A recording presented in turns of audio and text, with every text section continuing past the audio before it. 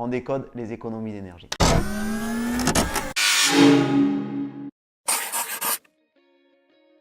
Et les conseils que je peux vous donner, c'est de faire un point sur toute la partie électroménager que vous avez. Sur les nouvelles générations, mais on est orienté un peu vers le confort.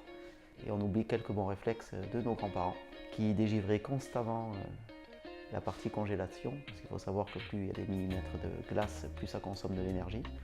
Le sèche-linge, ce n'est pas forcément le meilleur des investissements pour faire des économies d'énergie, c'est une des parties les plus énergivores d'une maison.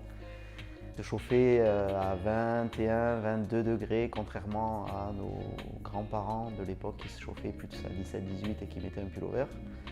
Nous, on aime bien se promener en maillot de bain, torse nu chez soi et être confortable, mais il faut savoir que pour 1 degré de chauffage supplémentaire, vous consommez entre 8 et 10% de consommation en plus. Et ensuite, bien évidemment, sur la partie bâtiment, ce qui est essentiellement mon domaine, c'est bien vérifier l'isolation que vous avez, donc notamment des fenêtres et des combles, les travaux les plus simples.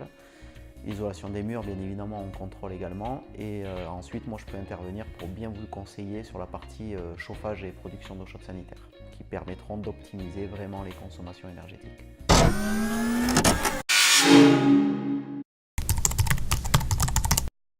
Bien évidemment, toutes les informations utiles pour faire des économies d'énergie sont sur cette édition, le code des économies d'énergie.